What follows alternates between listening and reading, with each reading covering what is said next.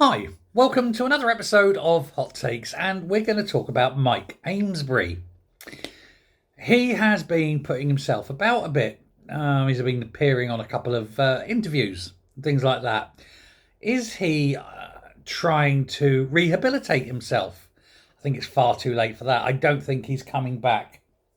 I think his time as a politician is over and done. But he has been out and, pumping the press, as it were. Now, he's been talking particularly about what happened regarding his court appearances, the loss of his job, and things. And I'm going to talk about that. It's not really the main thrust of what I want to talk about today, but I just want to give a bit of background because, to be honest, you can't help but feel, as a human being, a bit sad for what's happened to him, even though, yes, it was undoubtedly his own fault, but you've got others around him that are going to be affected by this. And you say it's the punishment does seem a little bit harsh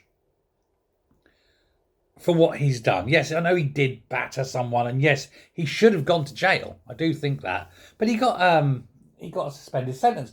But he's revealed that he's now being treated for depression. And I think fair enough of him to admit that, and I can understand why. And I genuinely wish him well with his treatment and his battle with depression. It's easy to mock, it's easy to attack, but I'm not, because mental health is important, and I will offer him, as I say, man to man, human to human, my best wishes, and I hope he comes through that. He has said, though, that because of the restrictions and of losing his £91,000 a year job, he's now had to sell his family home. And that's what I think is sad, not for him, but for his family, for his wife particularly. She's losing her home because her husband is a vicious thug. I do think that's a little bit harsh in the grand scheme of things, but that's what happens. There's always a price to pay, and he is paying that price. If, for example, he hadn't gone out and got pissed, if, for example, he'd have just said, shut your face and walked away, nothing would have happened. He'd have had a moment of embarrassment in the press. Oh, look, drunken bum MP, whatever. It wouldn't have cost him his job. But the fact that, he hit a man and then continued to hit a man, and when the man was on the ground, continued to hit the man, that undoubtedly cost him everything. And so it should. I think it's a bit unfortunate for his wife, though, but there we go. That's where we are. Now, he's been talking as well about his time when he did it was only a few days, of course, but he didn't like that. And there's an irony there. He didn't like it. He said he was intimately searched. He said it was an out-of-body experience. I would suggest it was the complete opposite. It was very much in the body experience, surely. But there he is, he's moaning about, having to go to prison. And yet he's part of a party that's putting people who say naughty words on Facebook in prison while he can batter someone and walk free. So I don't think we want to hear him moaning about his 2 days in prison, no matter how intimate any search may have been. And there we are. But he sort of rounded off, though, and this is very weird. This is the weird thing now. Dropped by the Labour Party. They didn't help him. He was very bitter about that, actually. He's very bitter that he didn't help him. But he's been sitting there, and on this, and he's saying he was very, very disappointed by the result of the exam, not the exam, of the election. He's saying that Labour should have won. Well, had he not been such an arse, it would never have happened, would it? That's the problem. But he was very disappointed, he said, but he wasn't surprised. I don't think anyone was. I mean, everyone expected it was going to be close, but boy, we didn't expect it to be that close. That was astonishing. 6 votes. But he's now saying that he's saying that needs to be a change at the top. He's really given a slagging for Reeves. He says that he really hopes that Keir and Reeves not only listen but respond to him in saying that they must change direction. but he had it in for her, saying she really hasn't got a grip on what she's doing. She doesn't understand what the man on the street needs and wants.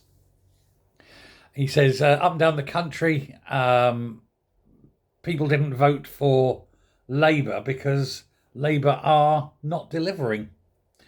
And he says that there needs to be a shake-up at the ground level. Labour supporters need to gather, need to have a push and get rid of the current leadership. He's saying there needs to be a coup d'etat, and have get rid of this Labour leadership, get a new Labour leadership in, and basically start from scratch. He says otherwise this will be a one-term Labour government. So yeah, he's dead right. Now he may not be a Labour MP anymore. He may be suffering depression. He may be homeless, but it doesn't stop him being right on that one. So there we go. So yeah, I think he's only saying what a lot of other people are saying. And I think he's only echoing what an awful lot of people, in particular, in the Labour Party, are echoing. He's not going to be alone in his detestation of Reeves and the loathing he has for Starmer. There are many in the country who feel exactly that way. Now, how we put this? His call to action will have very little volume, as it were, very little resonance because of who he is and what he's done. But if others do take up the call, and more do, then I think it will resonate. It will become a thing, for the want of a better word. Can't think of a better way of putting it. It'll become a movement. That's a charge. And the backbenchers can, of course, then coalesce around, if they can find some kind of leader, somebody who will do the push to get rid of the current leadership, because they're all bloody useless. So there. But it was a very, I think it's a brave admission of him, to be fair. I mean, I know people who've known him and said that he's when he's sober, he was quite a good politician, quite a decent fella. But that may be, but that's very much in the past. And I think going forward, well, he's done, isn't he? He's done. I do hope, though, as I say, I hope his mental health battle comes through. But after that, he can sit back and look back and think, damn, I was a dick. Because he was. Let me know what you think. Thanks very much. Goodbye.